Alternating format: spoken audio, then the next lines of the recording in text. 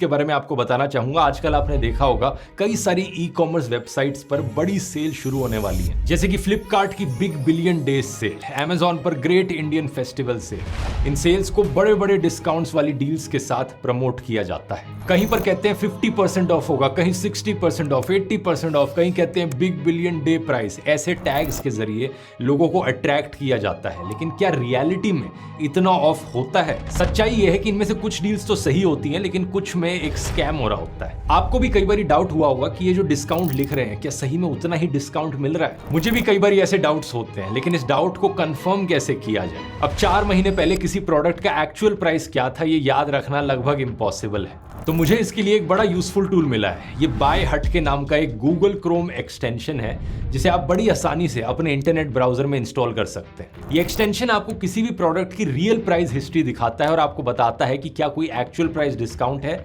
या आपको बेवकूफ बनाया जा रहा है। इसमें कई AI बेस्ड फीचर्स भी हैं, आइए देखें कि वो क्या है। उदाहरण के तौर पे इसका प्राइस ग्राफ देखते हैं। ग्राफ में प्राइस में कोई गिरावट नहीं है, बल्कि सिर्फ बढ़ोतरी देखने को मिल रही है। तो ये सो कॉल्ड स्पेशल प्राइस अपने हाईएस्ट प्राइस पर है, जो कि एवरेज प्राइस और ऑल टाइम लो प्राइस से भी ऊपर है।